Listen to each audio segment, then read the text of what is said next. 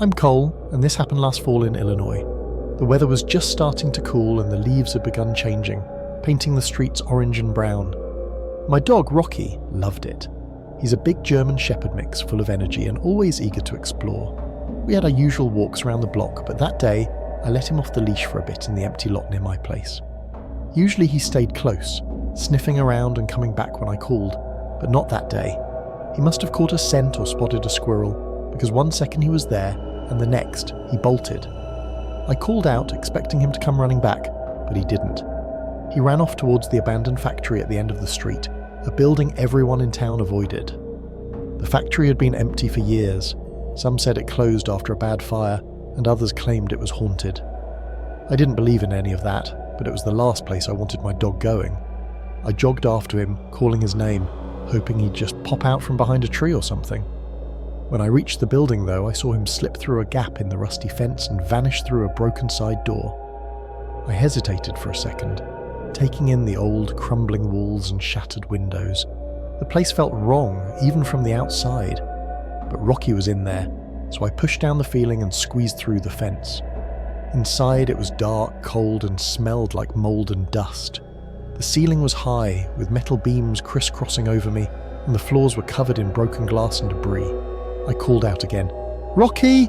My voice echoed, bouncing off the walls. Nothing. I walked deeper inside, listening for any sound of him. I heard something.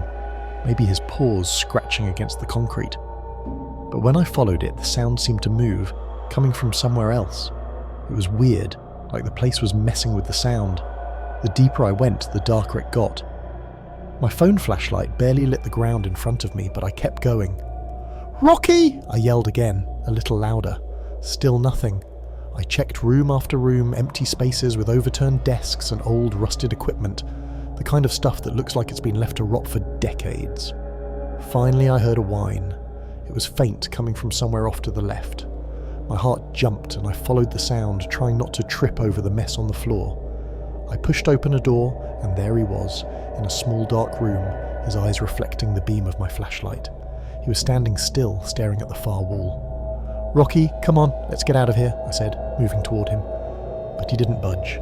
He was frozen, like he was watching something. My flashlight caught more of the room, and I noticed scratch marks on the walls, deep grooves like someone or something had clawed at it. "Rocky, come on, buddy," I whispered, reaching for his collar. As soon as my hand touched him, he whipped around, letting out a low growl. He'd never growled at me before, and it stopped me cold. His eyes looked different, like he wasn't all there, like he didn't even recognize me.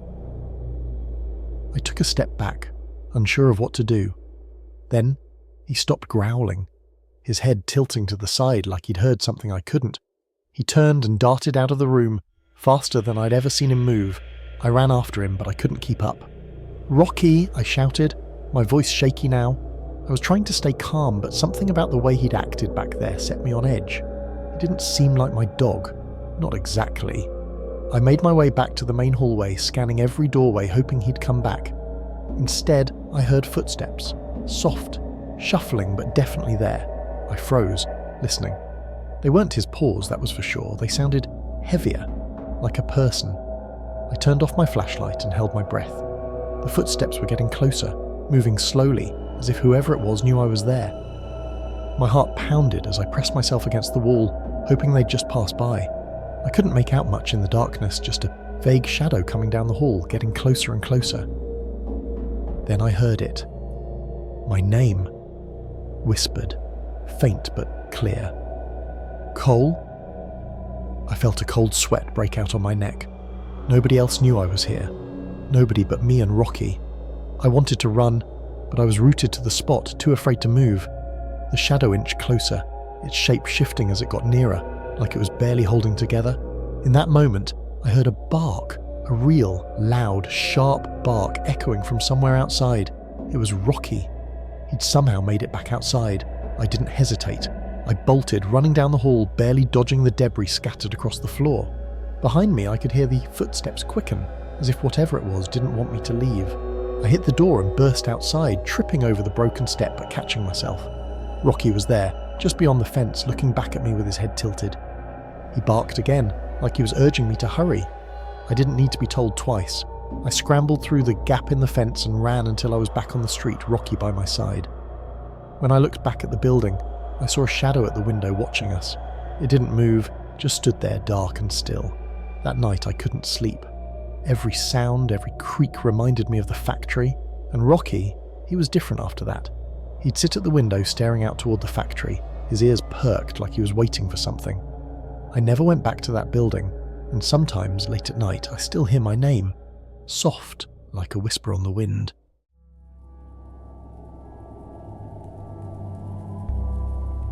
I remember when we first walked into that abandoned casino, half expecting nothing but broken bottles and dust.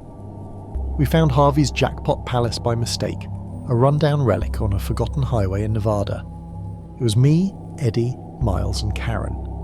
We'd been driving around town looking for something interesting when we noticed the broken neon sign out front, still faintly flickering like it had a story to tell. Inside, it was like a scene from an old movie, a big, empty hall with overturned chairs, a cracked bar, a dusty chandelier.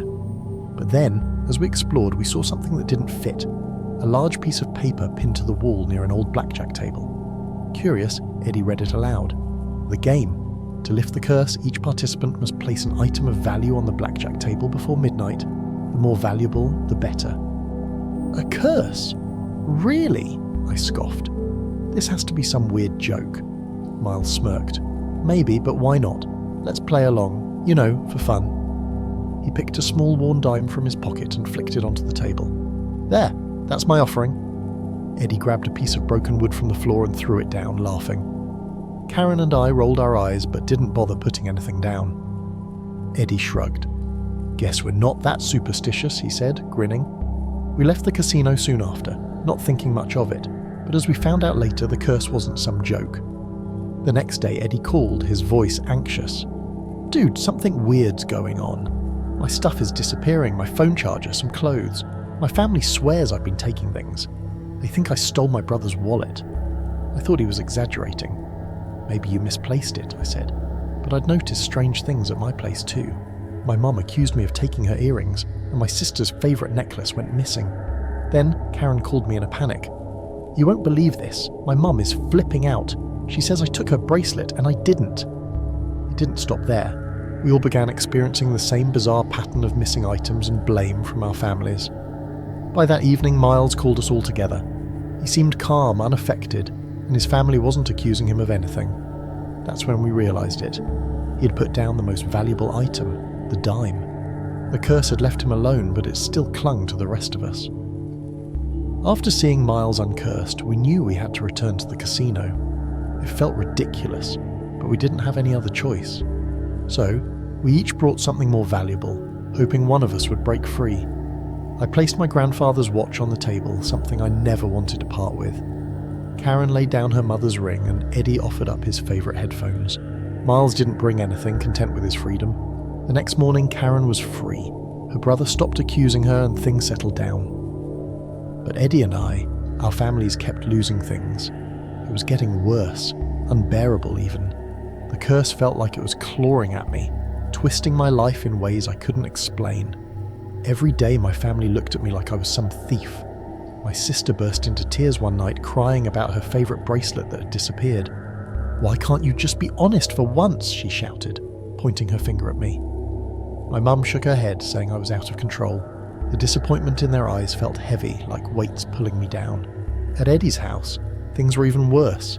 His mum yelled at him one night, demanding to know why he'd taken her medication. "I never touched it, Mum, I swear," he pleaded. But she just glared at him. "Then why is it gone? I need it." The anger in her voice felt sharp, slicing through the air. Eddie looked crushed, his face pale. As for Miles, he seemed unaffected, but I could see the worry in his eyes. He never bragged about being free, but I could tell he felt guilty. The following days were filled with arguments and accusations. My sister shouted at me in front of her friends, calling me a thief. "You think it's funny to steal from your own sister?" she said. I could see her friends looking at me with suspicion, and it felt like the walls were closing in.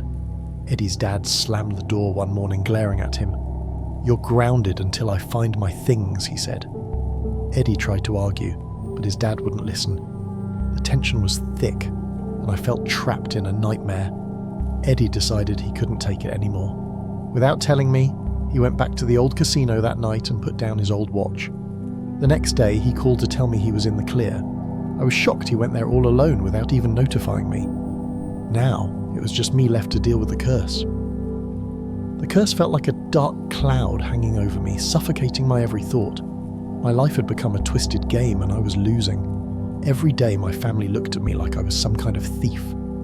My mother's voice echoed in my ears, accusing and hurt. "Where's my favourite vase?" she yelled one morning, searching through the house with my sister. They tore through my room, looking through my things as if I'd hidden their belongings there. "You think you can just take our stuff and sell it? What's wrong with you?" my sister shouted, her face red with anger. I thought about bringing something of my own that I valued, but I was running out of things to give. With my family in a frenzy, convinced I was stealing from them, the tension only grew worse. That's when a different idea hit me.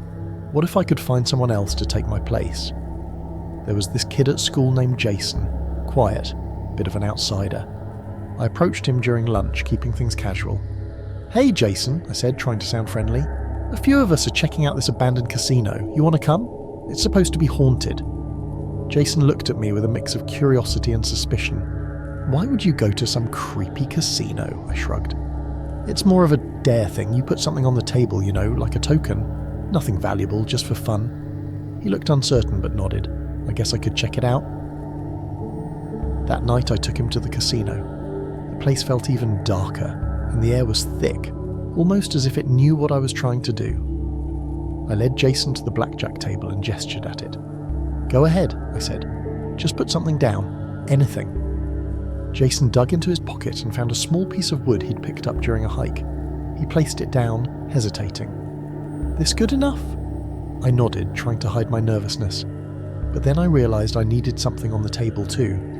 I didn't have much on me, just a spare dime in my wallet, so I tossed it onto the table alongside Jason's piece of wood. We left and I walked him home, feeling an odd mixture of relief and dread. The next morning I woke up and things were different. My family wasn't blaming me anymore. My sister had found her necklace and my mom had her earrings. It was over. The curse had lifted. Jason, though, didn't have the same luck. I didn't see him for a few days after that. When he finally returned to school, he looked exhausted, worn out, like he hadn't slept in days. His friends started talking about their stuff disappearing, whispering that he'd taken it. He didn't seem to connect any of it to our trip to the casino, or if he did, he wasn't saying anything about it. I knew then that I'd gotten away with it. But deep down I felt a twinge of guilt. I'd passed my problems on to someone else. I could see Jason growing more anxious each day, the strain of being blamed wearing on him. The next time I saw him, he was sitting alone at lunch looking defeated. "They think I stole their stuff," he said quietly. I swear I didn't. I felt a sinking feeling in my stomach. I had done this to him, and part of me knew it was wrong. But the weight of the curse was heavy and I couldn't help but feel relief at my own freedom. Jason's face looked drawn and tired, and I felt a small spark of fear for him. What had I done? I turned away, the guilt creeping in, knowing that while I was free, he was stuck in the nightmare I had escaped.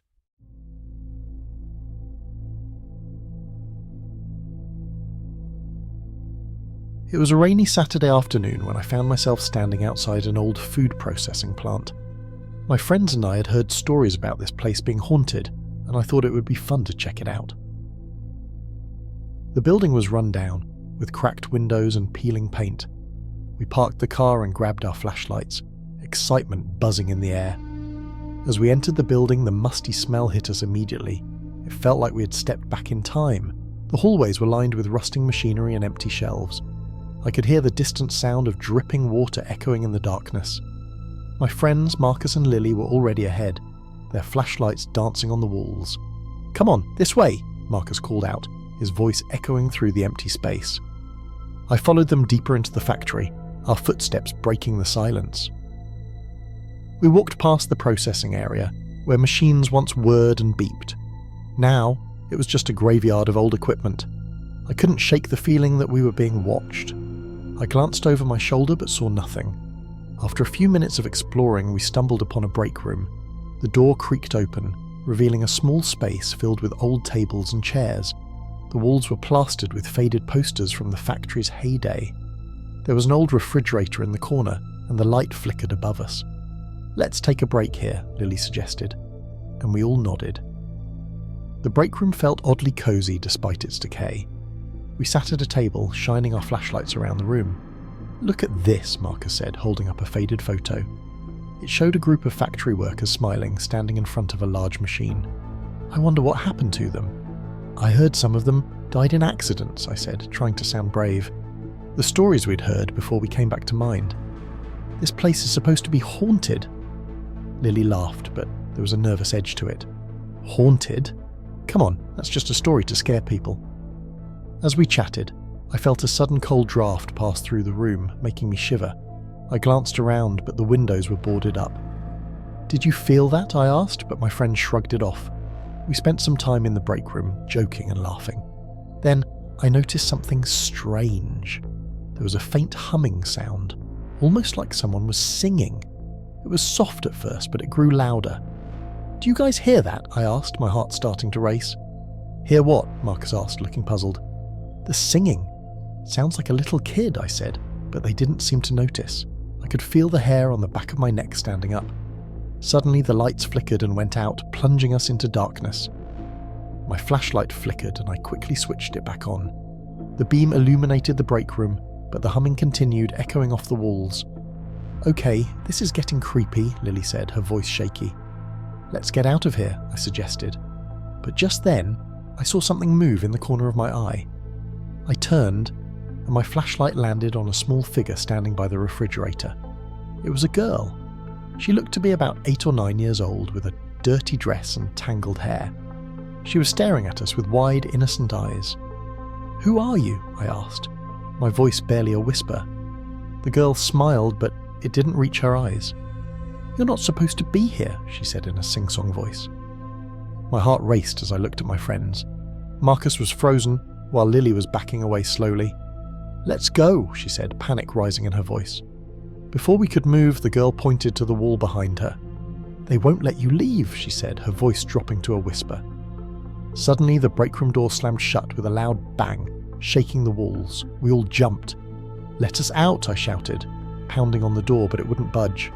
"Stay away from her," Marcus yelled. "She's not real." But I could feel the weight of the girl's gaze on me. "They're always watching," she said, her voice echoing in the small room. I glanced around, looking for an escape. The windows were too high to reach, and the only way out was the door.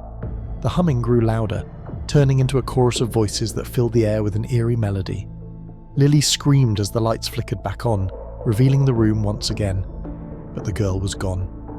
I looked at my friends, their faces pale and terrified. "We have to find a way out," I said, but the fear was paralyzing us. We tried to open the door again, but it felt like something was holding it shut from the other side. Just then, I noticed something on the table, a broken watch.